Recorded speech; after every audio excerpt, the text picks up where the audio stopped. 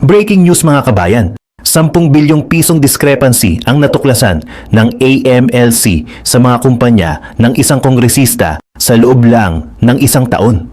Bakit mahigit 1,000 bank accounts na konektado sa kanya sabay-sabay na ipina-freeze ng gobyerno? Pangalawang breaking news, isang bilyonaryo at pinakabatang kongresista ng bansa naharap sa bilyon-bilyong pisong multa. Ano ang mga sikretong nakatago sa likod ng kanyang mga kumpanya at koneksyon? Pangatlong breaking news, ang prangkisang dapat sana ay magbibigay liwanag sa bayan, ginawa lang daw paraan para perahan. Alamin ang kwento sa likod ng 7 ghost solar projects na iniwan ng isang kilalang kongresista.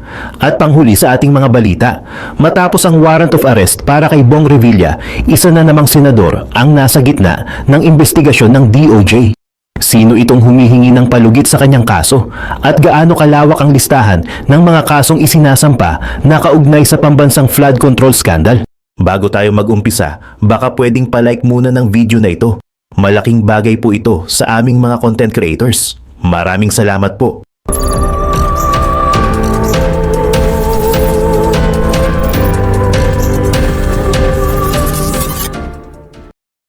Malinaw na ang gulong ng hustisya na matagal na nating hinihintay ay unti-unti nang umaandar. At sa bawat ikot nito, tila sinasagasaan na nito ang mga pangalang dati inakala ng marami na untouchable. Mga pangalan na akala natin ay hindi kailanman maaabot ng batas. Matapos ang pag-aresto kay Senator Bong Revilla, ang spotlight ngayon ay hindi na lamang nakatutok sa iisang tao.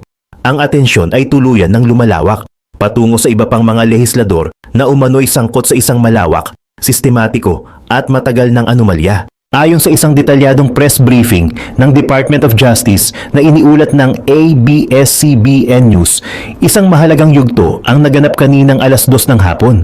Isinagawa ang preliminary investigation para sa 6 na kasong may kinalaman sa mga flood control projects. Mga proyektong dapat sana'y nagsilbing proteksyon ng mamamayan laban sa sakuna, ngunit ngayoy sentro ng alegasyon ng katiwalian. Isa sa mga pangunahing respondent sa mga kasong ito, si Senator Joel Villanueva. Subalit sa halip na maghain ng kanyang kontrasalaysay, isang hakbang muna ang pinili ng senador. Nag-file siya ng tinatawag na motion for extension. Sa mas payak na pananalita, humihingi siya ng dagdag na panahon hanggang January 26 upang sagutin ang mga paratang na inihain laban sa kanya. Ang hiling na ito ay pinagbigyan ng mga piskal ng DOJ alinsunod sa umiiral na proseso ng batas. Ngunit huwag tayong magkamali, mga kabayan.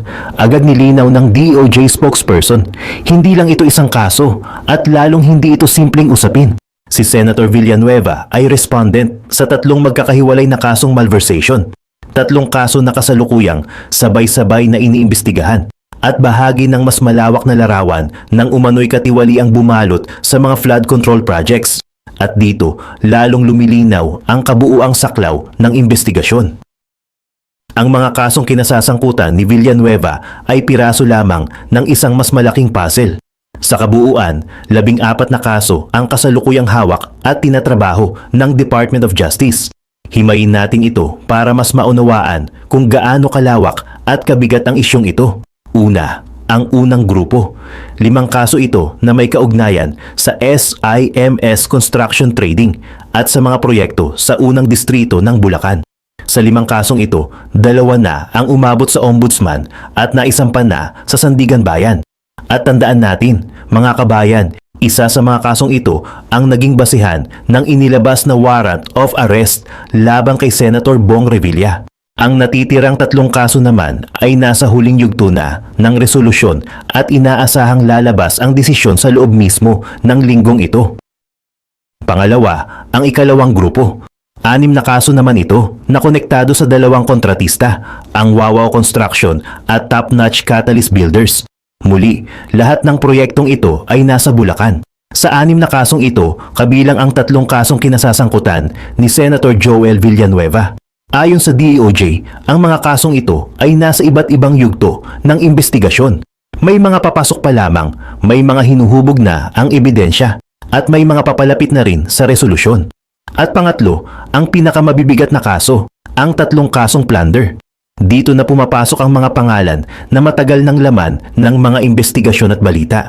Kabilang dito sina dating Ako Bicol Representative Zaldico, Senator Bong Revilla at Senator Jinggoy Estrada.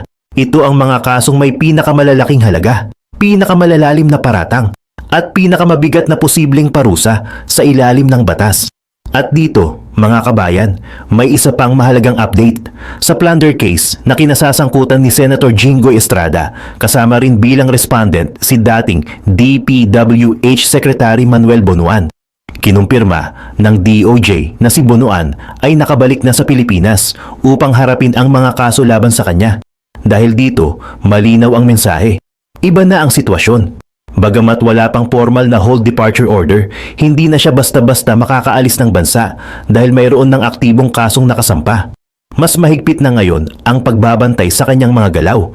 Nilinaw din ng DOJ ang estado ng iba pang personalidad na sangkot. Ang state witness na si Henry Alcantara, bagamat nasa ilalim ng proteksyon ng estado, ay hindi exempted sa proseso. Kailangan pa rin niyang maghain ng kanyang counter affidavit alinsunod sa batas.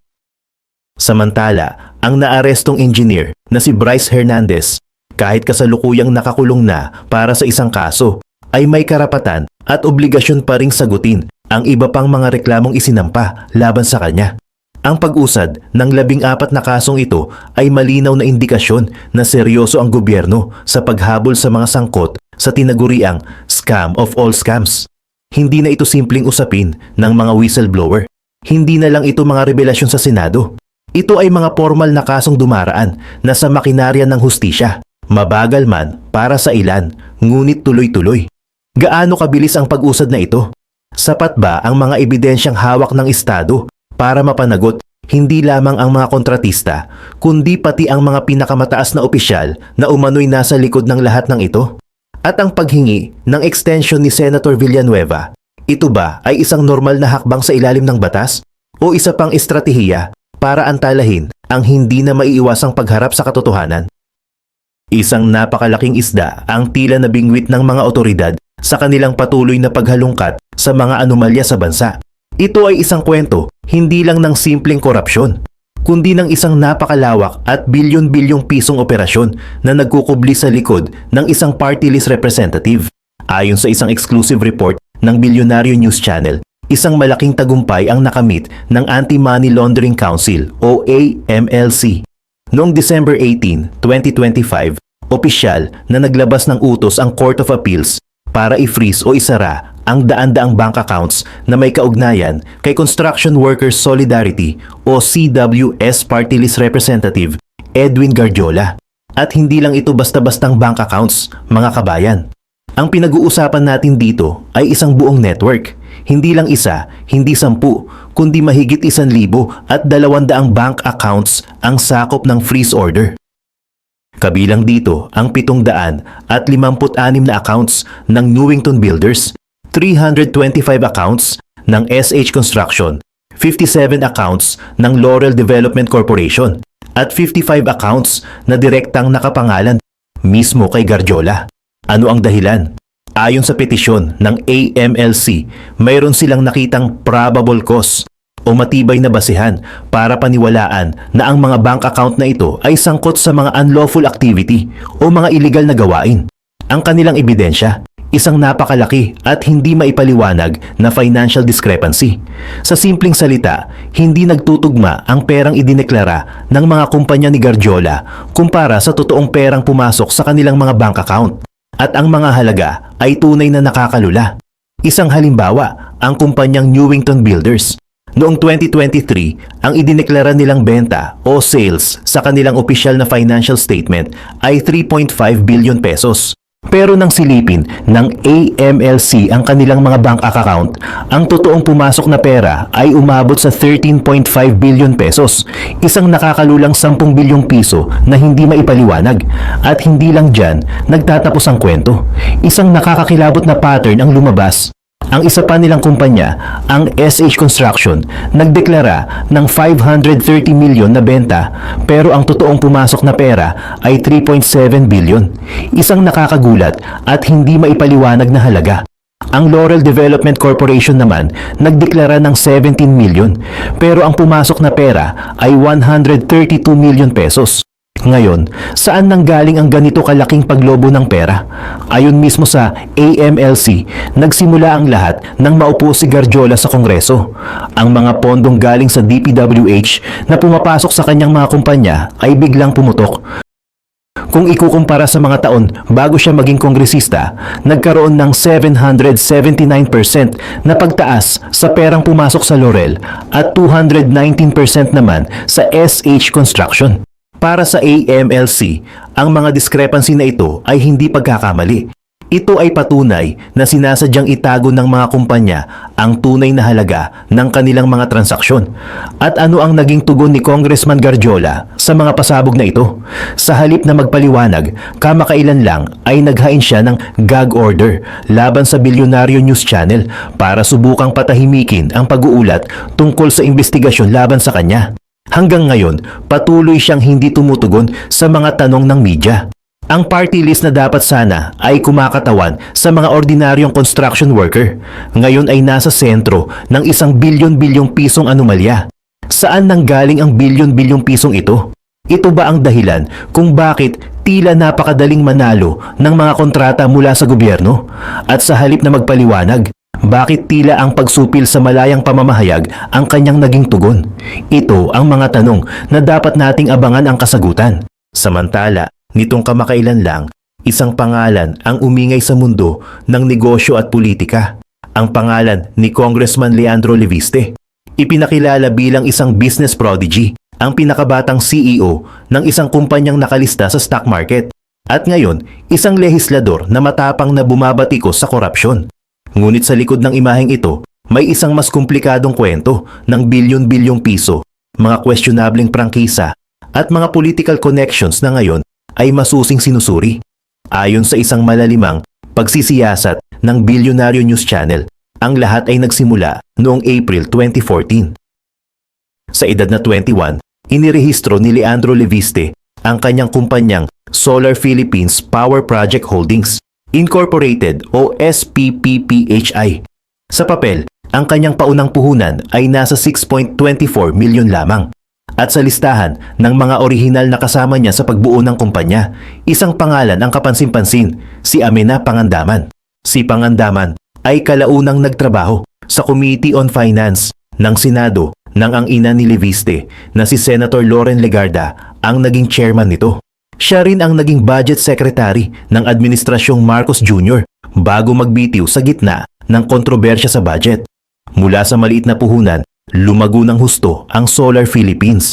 Naging paborito ito ng mga nagdaang administrasyon at laging present sa mga project launching nito sina dating Pangulong Noynoy Aquino at dating Pangulong Rodrigo Duterte. Ang isa sa pinakamalaking subsidiary nito, ang Solar Philippines Nueva Ecija Corporation o SPNEC, ay pumasok sa stock market noong 2021.